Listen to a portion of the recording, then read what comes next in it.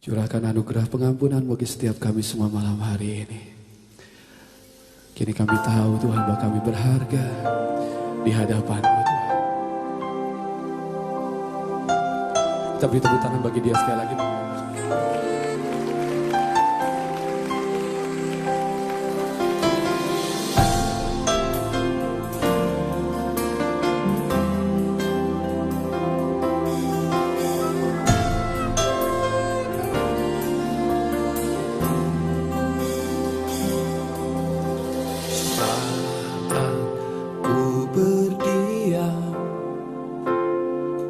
Bersyukur buat anugerah-Mu. Kini ku sadari semua dosaku telah diampuni.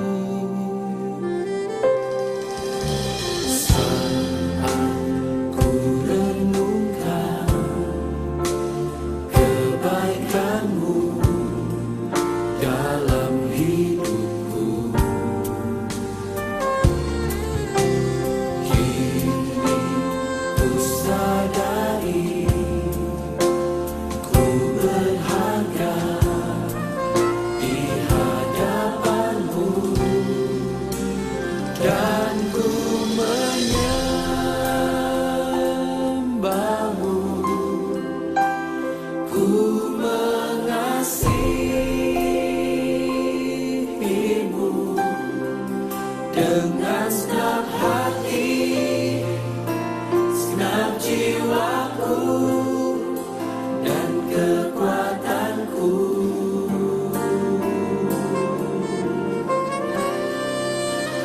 Dan ku menyembah-Mu,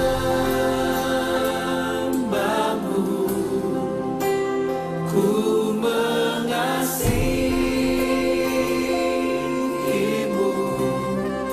Dengan segenap hati, segenap jiwaku, dan kekuatanku.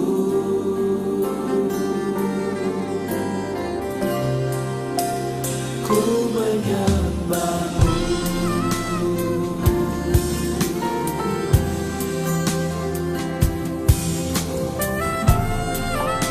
Mari bersama-sama naikkan penyembah ini kepada Dia. Katakan, saat ku renungkan semua, saat ku renungkan kebaikan-Mu dalam hidupku, kita berharga. Kini ku sadari ku berharga di hadapan-Mu. Angkat tangan kita sembah Dia. Dan ku menyembah-Mu. Kami menyembah-Mu Tuhan. Yes, Lord. Dengan segenap hati, segenap jiwaku, dan kekuatanku.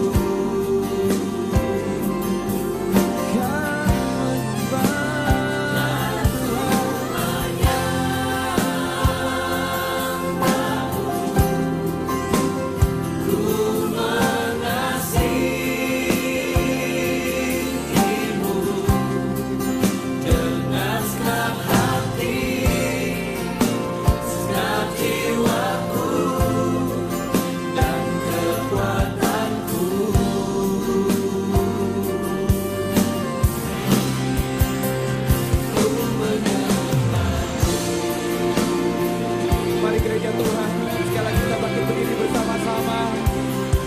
Berdiri di tahtanya Tuhan. Terima anugerahnya Tuhan. Terima kasih karunia Tuhan. We worship You Lord. With all my heart, with all my soul, we worship You Lord.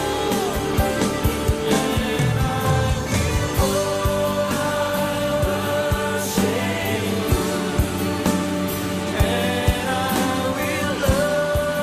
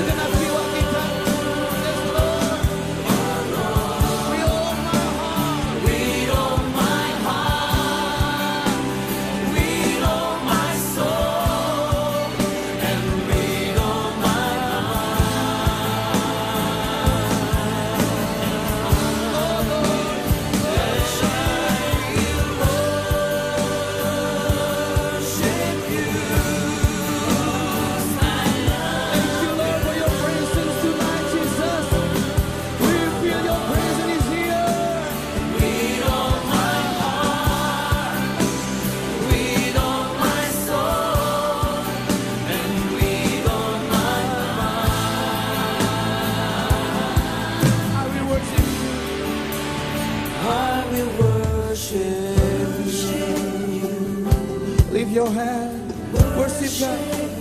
I will worship you. Oh Lord, I will worship you.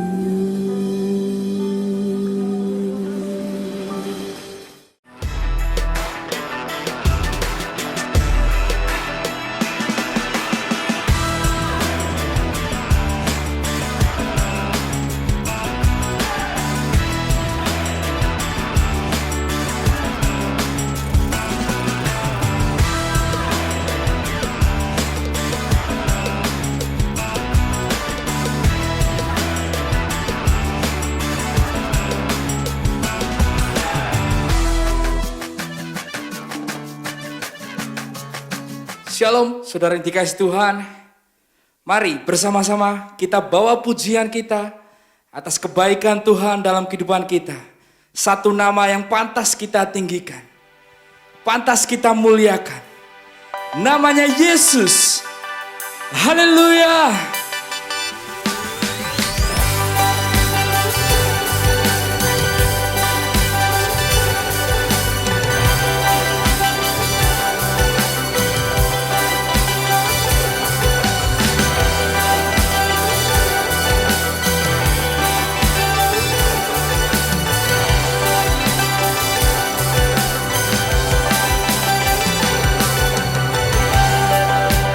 Bersamamu hatiku tenang, aman dalammu. Hadiratmu ku ingin selalu berada dekatmu, bersujud di kakimu, mulutku menyembahmu, penuhiku dengan kasih-Mu. Siapa yang dapat menggantikan-Mu? Hanya padamu jiwaku berseru. Yesus, Yesus, terindah bagiku.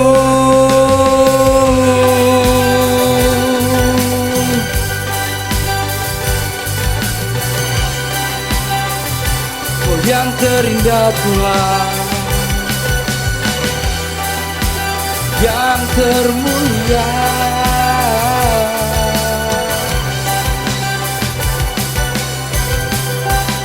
Bersujud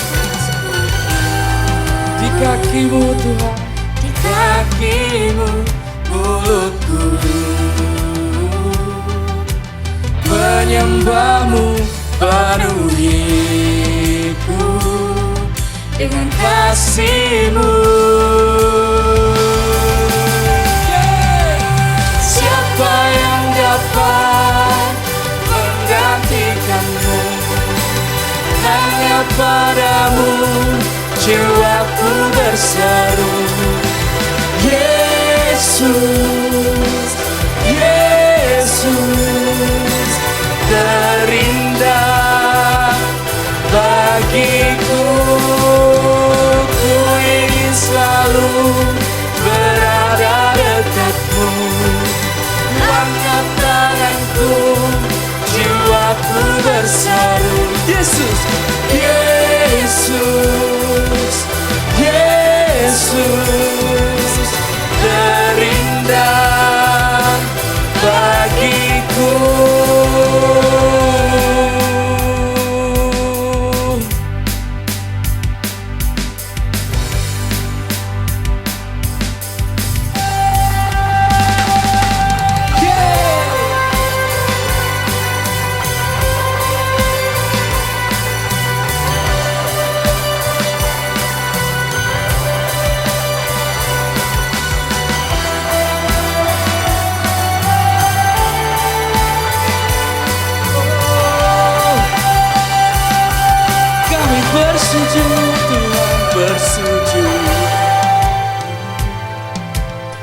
bagimu mulutku,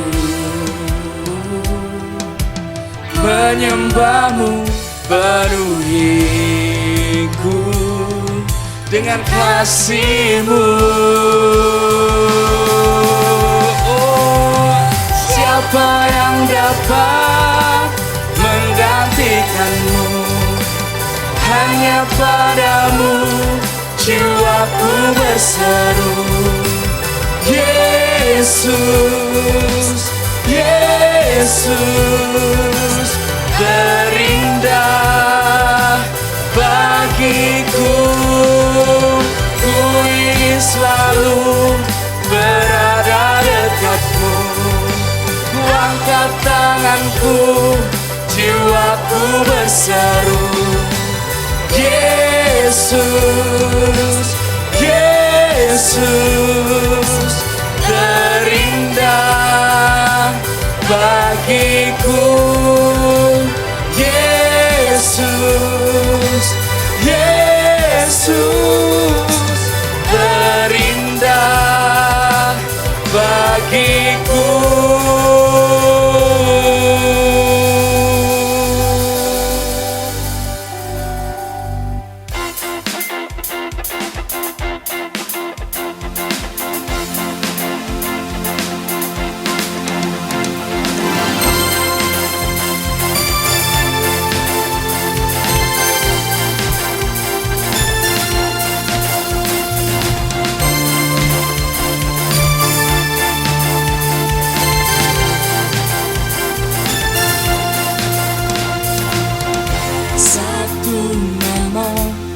Mengatasi segala nama, satu nama yang mengatasi segala nama. Yesus Tuhan, Dia disalibkan untuk gantikanku.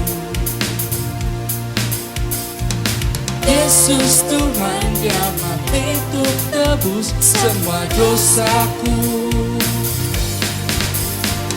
Gelap sinar di dalam terangnya kemuliaan, surga dinyatakan, belenggu dosa telah dipatahkan oleh kuasa darah Anak Domba.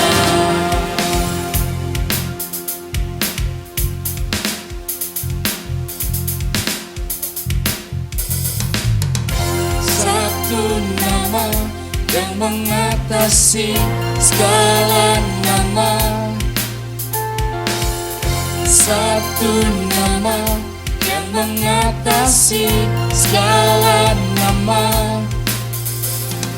Yesus Tuhan, Dia bangkit hancurkan kuasa maut. Yesus Tuhan yang hidup bertambah selama-lamanya. Oh, gelap sinar di dalam terangnya kemuliaan, surga dinyatakan, belenggu dosa telah dipatahkan oleh kuasa darah Anak Domba. Langit bumi ikatan kemenangan yang terdengar, sorak haleluya. Ikatan dunia telah dikalahkan oleh kuasa darah Anak Domba.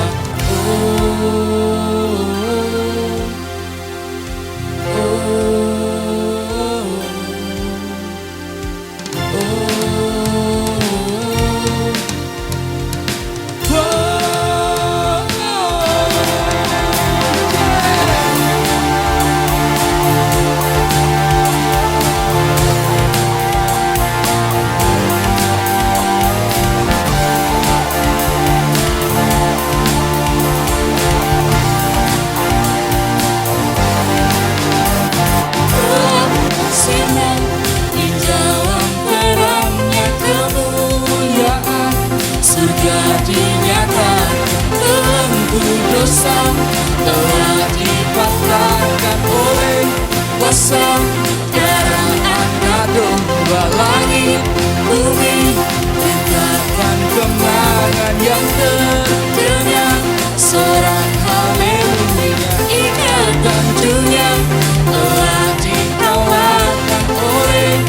kuasa darah anak domba.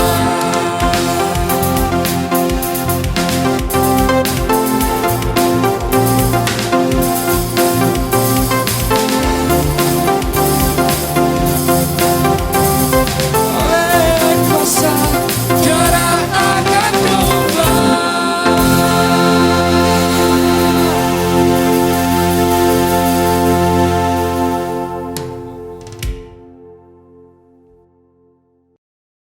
Terima kasih Tuhan, kami percaya Engkau sanggup melakukan perkara yang besar dalam kehidupan kami. Kami tenang bersama-Mu Yesus. Kami aman di dalam hadirat-Mu. Thank you Lord Jesus.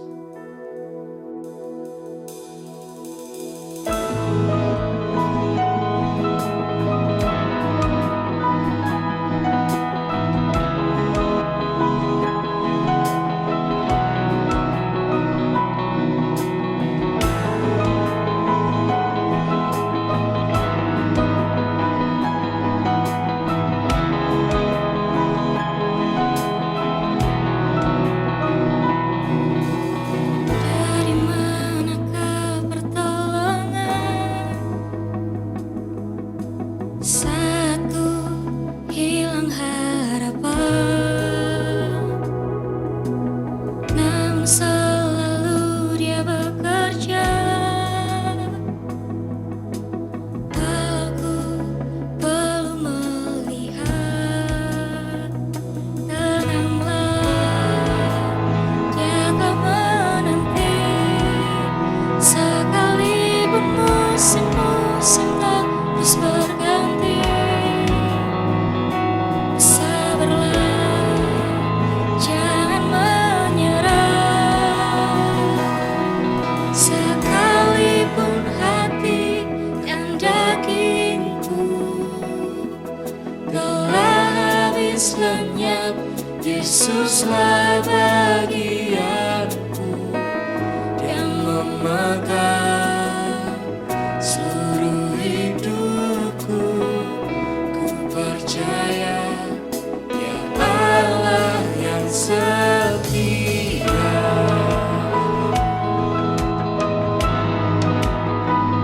Setia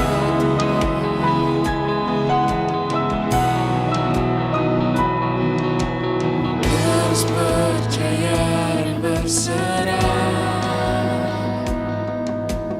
Imanku takkan goyah,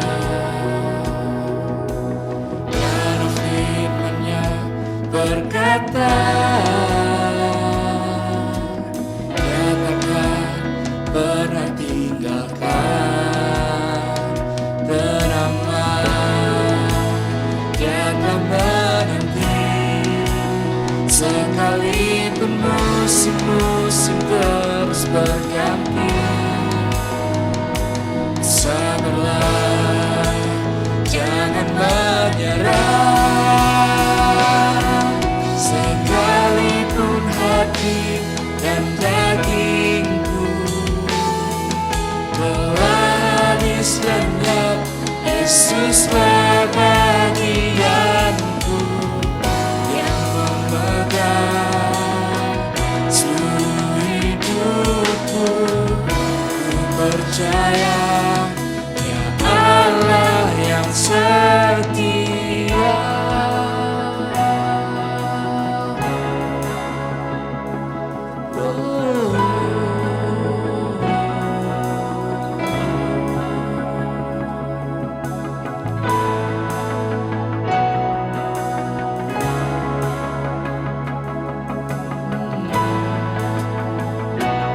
Katakan tenanglah,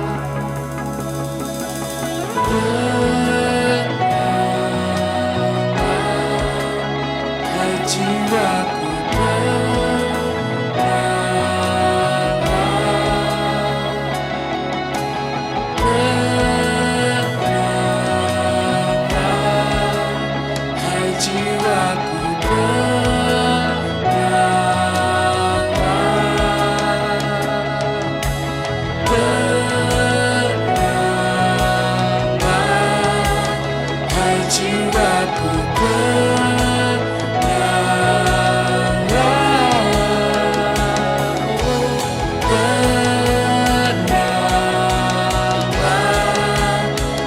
jiwaku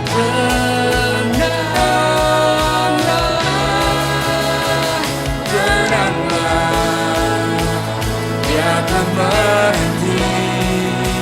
Sekalipun musim-musim terus berganti,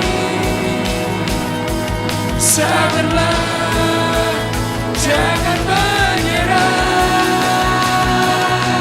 Sekalipun hati dan dagingku telah habis lenyap, Yesuslah bagianku yang memegang seluruh hidupku.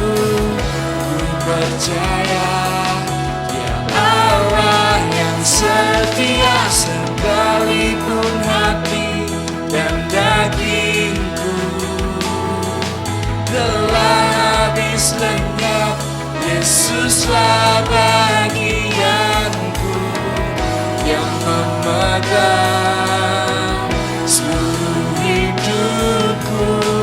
Ku percaya Dia Allah yang setia.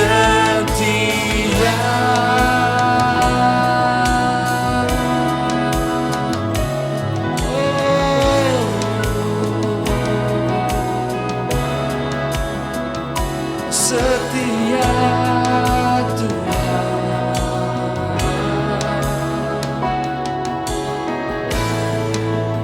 hai jiwa.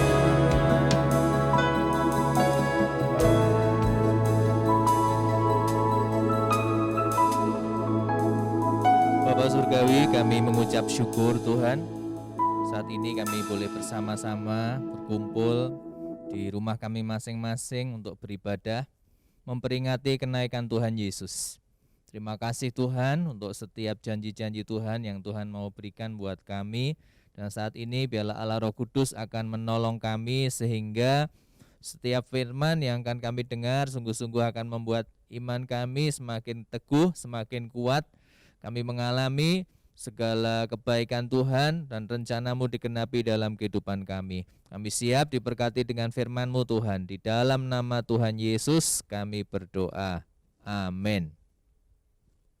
Haleluya. Bapak Ibu, saudara dikasihi Tuhan. Shalom. Haleluya.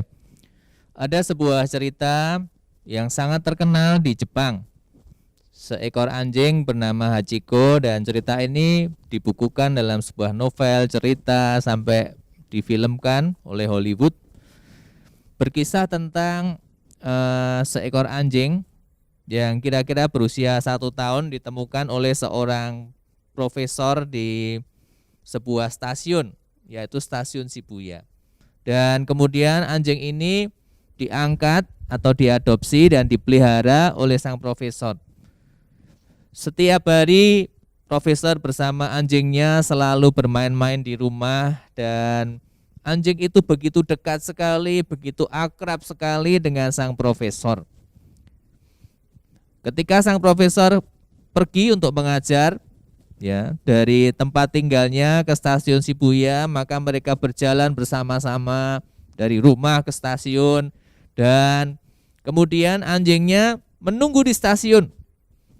Dia dari pagi sampai sore, ketika kereta datang menuju ke stasiun jam 3 sore, maka sang profesor pulang. Wah, anjing itu sangat gembira sekali, dan kemudian mereka berjalan pulang bersama-sama.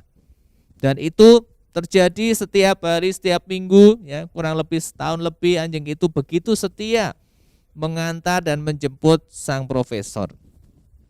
Sampai suatu saat, tanpa diketahui anjing tersebut, ternyata sang profesor mengalami sebuah serangan stroke, ya, ketika dia sedang mengajar, dan akhirnya dia meninggal dan tidak kembali ke stasiun itu.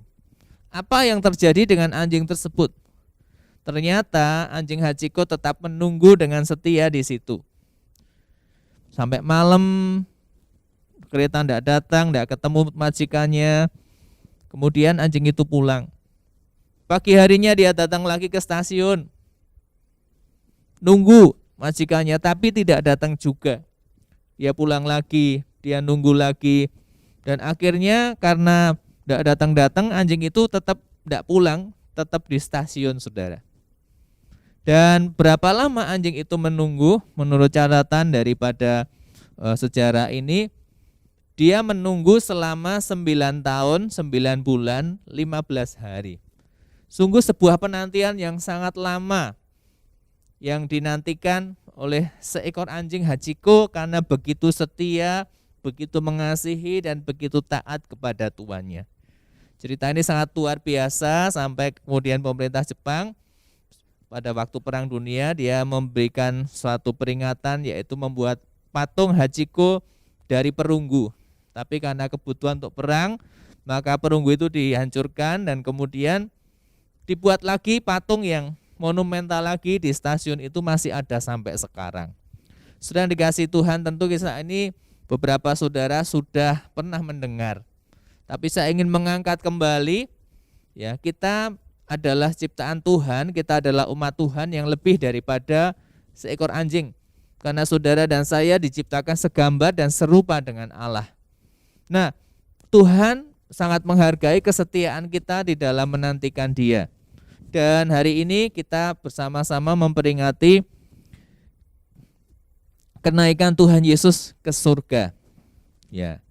Uniknya hari-harinya itu selalu sama, saudara. Kalau Jumat Agung itu hari Jumat, Paskah hari Minggu, kemudian kenaikan Tuhan Yesus adalah 40 hari setelah Paskah, itu jatuh pada hari Kamis, dan nanti hari Pentakosta jatuh pada hari Minggu karena 50 hari sesudah kebangkitan Tuhan Yesus.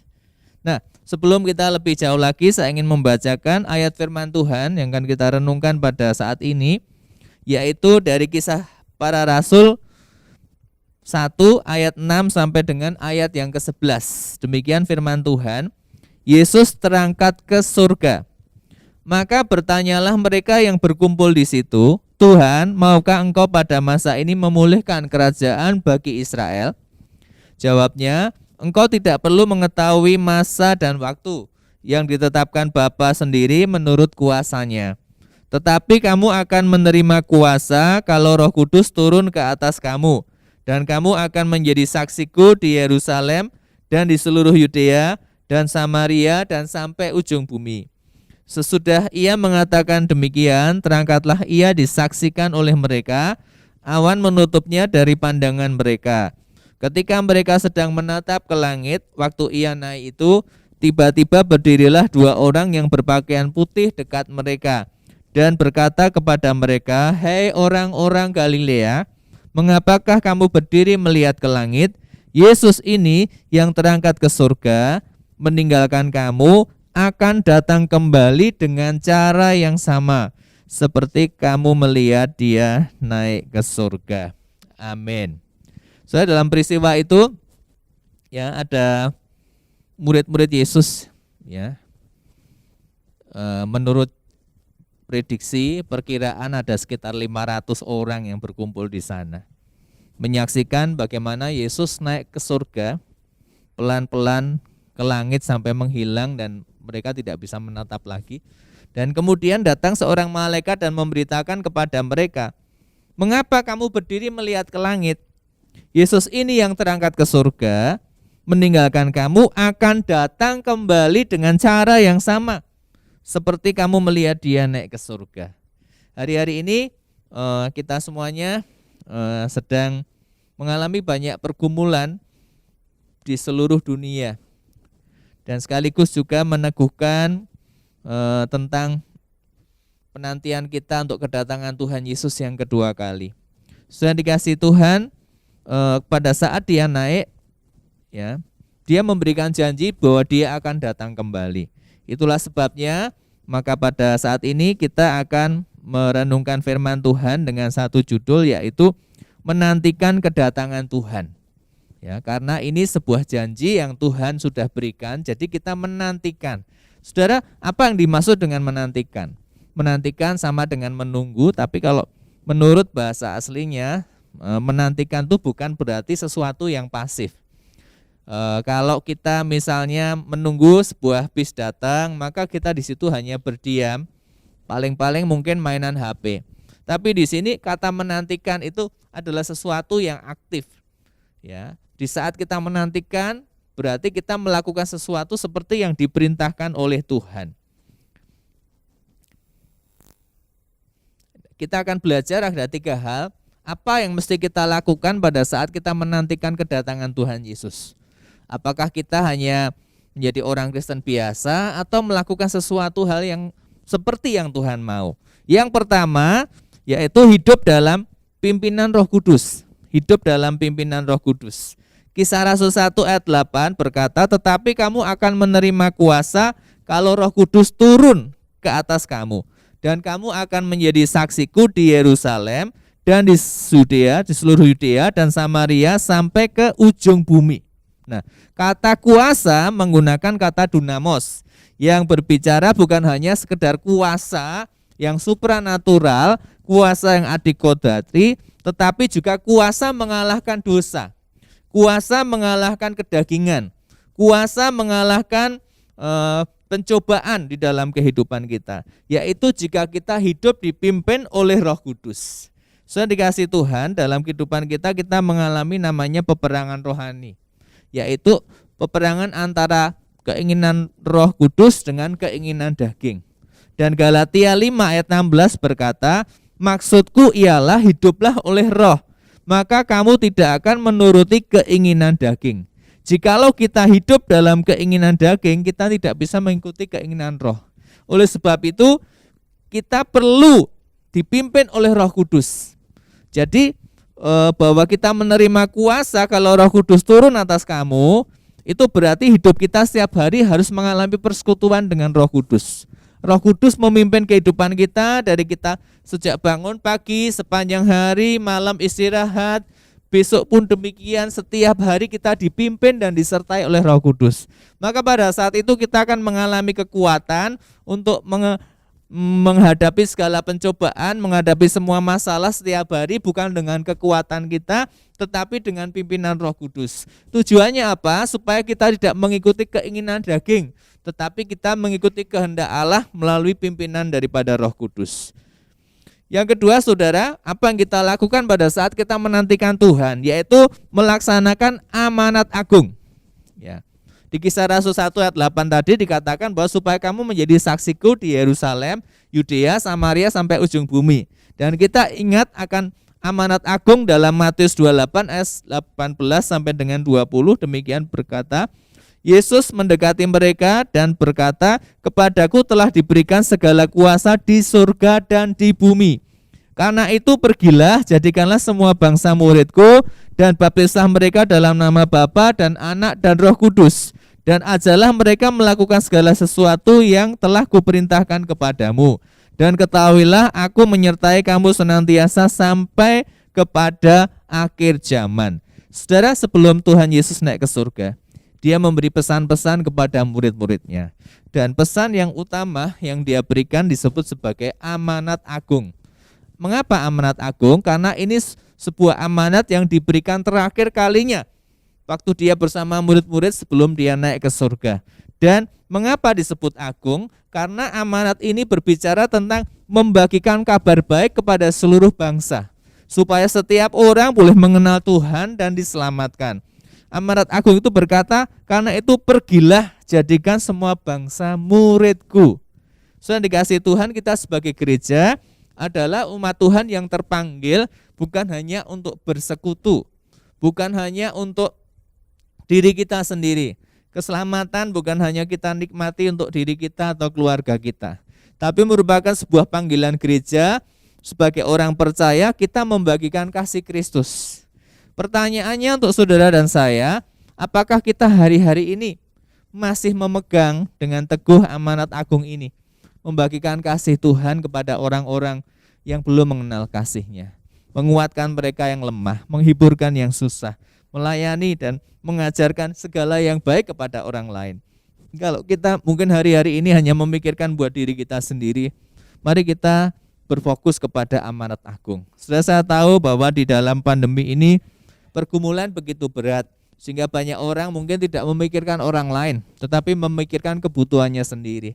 Tapi mari kita coba merenungkan, Ya, sekecil apapun yang kita bisa bagikan kepada orang lain, melalui doa-doa kita, melalui nasihat-nasihat kita, melalui perkataan-perkataan kita yang baik, melalui apa yang bisa kita berikan, baik waktu kita, tenaga atau keuangan kita untuk membantu orang lain, itu sangat bernilai untuk memberkati orang lain. Terlebih ketika kita mengajak orang-orang untuk kembali kepada kebenaran. Hari-hari ini mungkin banyak orang kehilangan arah karena pandemi, karena mereka mengalami masalah demi masalah yang begitu berat. Kehadiran saudara dan saya sangat dibutuhkan di situ untuk mendoakan, untuk mengajarkan kebenaran, untuk menasihati sesuai firman Tuhan, supaya orang-orang tersebut boleh mengalami kasih Tuhan dalam kehidupan mereka. Mari kita laksanakan amanat agung sesuai dengan perintah Tuhan Yesus. Yang ketiga adalah hidup dalam iman dan kekudusan. Saat kita menantikan Tuhan, kita harus hidup dalam iman dan kekudusan. Lukas 18 ayat 8 berkata, Aku berkata kepadamu, ia akan segera membenarkan mereka.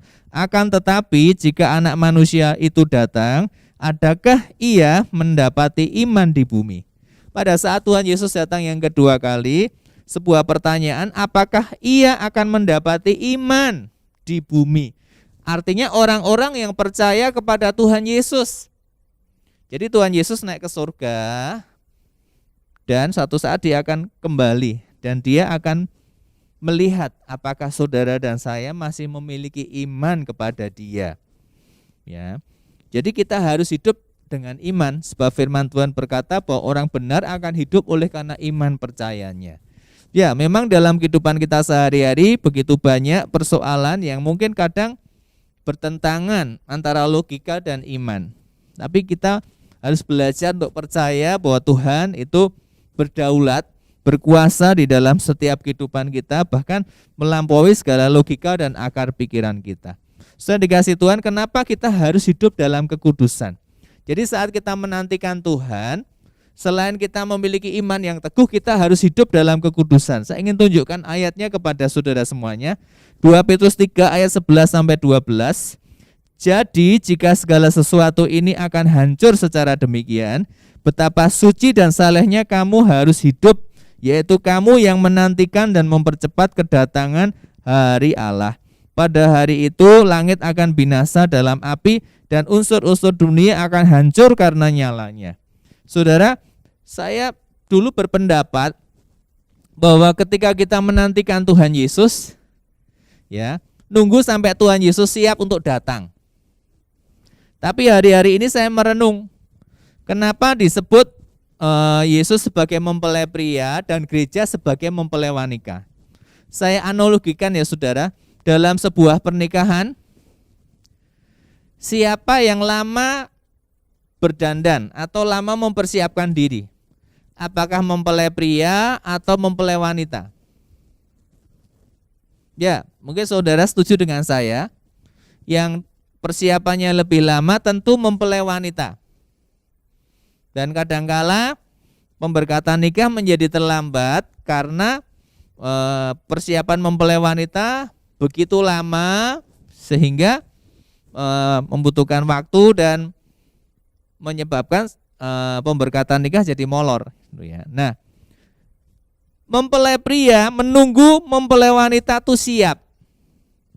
Maka di sini ada sebuah gambar bride atau artinya mempelai wanita. Are you ready? Mempelai wanita, apakah engkau siap? Nah, saudara, di dalam Petrus tadi dikatakan betapa suci dan salehnya kamu harus hidup, yaitu kamu yang menantikan dan mempercepat kedatangan hari Allah. Saya yakin semakin gereja menguduskan diri, semakin gereja hidup sesuai dengan firman Tuhan, kedatangan Tuhan semakin dekat. Karena mempelai wanita sudah siap berpakaian kekudusan, saudara. Ya. Pakaian daripada gereja adalah kekudusan. Dan Alkitab banyak sekali menulis beberapa kisah ya tentang orang yang berpakaian tidak rapi, orang yang berpakaian kurang sopan dan sebagainya. Itu bicara tentang orang yang hidup dalam dosa. Nah, kalau orang hidup dalam kekudusan, dia mengenakan pakaian yang kudus, pakaian yang suci, pakaian yang berkenan, yaitu pakaian yang melakukan kebenaran dan hidup sesuai dengan firman Tuhan. Dan hari ini tantangan buat gereja sekarang, saudara dan saya, apakah kita hidup sesuai dengan firman Tuhan? Kalau kita hidup sesuai dengan firman Tuhan, kita mengenakan gaun, pakaian kekudusan. Kita mempersiapkan diri hidup kudus, layak, dan siap. Dan pada saat siap, maka akan terjadi yang namanya pesta perjamuan kawin anak domba, di mana Kristus datang sebagai mempelai pria dan gerejanya sebagai mempelai wanita yang sudah siap. Karena itu saudara, saya ingin kita mengajak ayat terakhir yang saya mau bacakan untuk saudara di Wahyu 19 ayat 7-8. Marilah kita bersukacita dan bersorak-sorai dan memuliakan Dia, karena hari perkawinan anak domba telah tiba dan pengantinnya telah siap sedia. Dan kepadanya dikaruniakan supaya memakai kain lenan halus yang berkilau-kilauan dan yang putih bersih. Lenan halus itu adalah perbuatan-perbuatan yang benar dari orang-orang kudus. Nah, ini lebih dijelaskan lagi di kitab Wahyu, saudara. Di dalam terjemahan firman Allah yang hidup dikatakan bahwa mempelai wanita telah siap sedia. Ya, kalau saudara di sini dikatakan terjemahan baru, pengantinnya telah siap sedia. Mungkin kita bingung pengantinnya itu pengantin cowok atau pengantin perempuan. Tapi terjemahan lain mengatakan bahwa mempelai perempuan atau mempelai wanita telah siap. Saudara. Nah, berarti gereja harus siap. Saudara dan saya, bagaimana kita menyiapkan diri? Wahyu ini sudah menjelaskan. Lenan halus itu adalah perbuatan-perbuatan yang benar dari orang-orang kudus. Jadi gereja, saudara dan saya, kalau kita melakukan perbuatan yang benar, hidup dalam kekudusan, memegang teguh iman kita dengan sungguh-sungguh kepada Tuhan, maka sesuai kitab Petrus tadi dikatakan mempercepat datangnya hari Tuhan.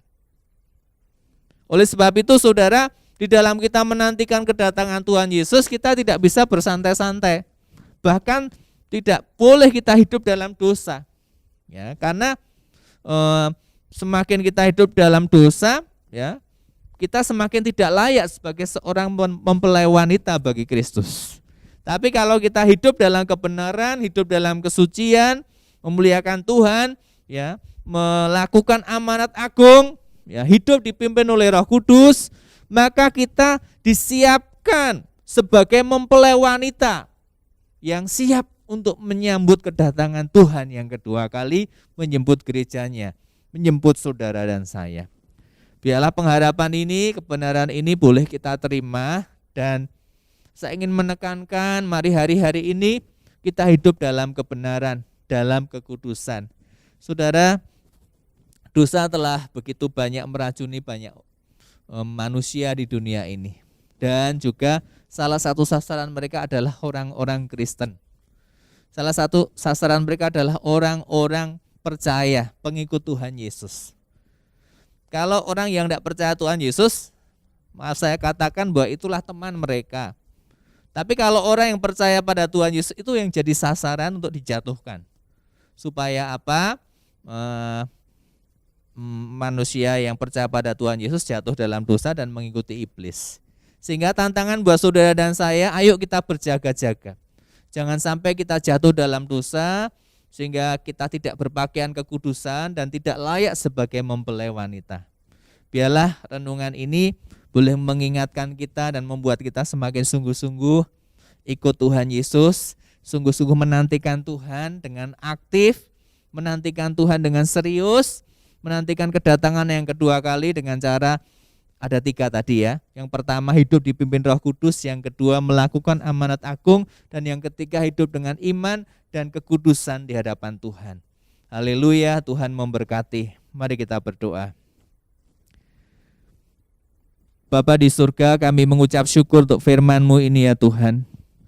Kami mau menjadi gereja yang siap sedia menantikan kedatangan Tuhan yang kedua. Tuhan, tolonglah kami untuk senantiasa hidup dipimpin oleh Roh Kudus, melakukan amanat agung di dalam kehidupan kami sehari-hari untuk membagikan kebaikan dan kasih Tuhan kepada sesama kami. Dan juga tolonglah kami untuk hidup dengan iman dan memelihara kekudusan ya Tuhan. Karena kami mau menjadi gereja, kami mau menjadi umat Tuhan yang seperti mempelai wanita yang layak bagi Tuhan, sehingga Engkau segera datang kembali dan kami siap untuk menyambut kedatangan-Mu. Hari-hari ini Tuhan, ampuni kami kalau di antara kami mungkin masih melakukan banyak dosa atau hal-hal yang tidak berkenan kepada Tuhan, baik dalam pikiran-pikiran kami yang kotor dan tidak sesuai dengan kehendak Tuhan, perkataan-perkataan kami yang kotor dan perkataan-perkataan yang tidak sesuai dengan kebenaran. Ampuni kami Tuhan, dan terlebih juga hati dan perbuatan kami. Tuhan, kuduskan kami mau menjadi umat pribadi gereja yang layak bagi Tuhan dan hidup dalam kebenaran. Dan kami mau menanti-nantikan Tuhan dengan sungguh-sungguh, karena menanti-nantikan Tuhan bukan sesuatu yang pasif, tetapi sesuatu yang aktif. Terima kasih Tuhan, kami mengucap syukur di dalam nama Tuhan Yesus Kristus kami berdoa. Amin. Tuhan memberkati. Untuk kita saat ini mau mengucap syukur dengan membawa persembahan kita kepada Tuhan. Mari kita persiapkan persembahan kita di rumah masing-masing. Waktu berikutnya kalau sudah nanti pas ke gereja, persembahan sudah bisa dibawa dan dimasukkan di kotak yang tersedia di gereja, atau bisa ditransfer secara online ya, melalui rekening gereja. Mari kita akan sama-sama berdoa membawa persembahan kita. Bapa dalam surga, terima kasih ya Tuhan. Kami bersyukur untuk segala kebaikan Tuhan, pemeliharaan Tuhan dalam kehidupan kami. Saat ini bersama seluruh umat-Mu di rumah masing-masing membawa persembahan untuk pekerjaan Tuhan.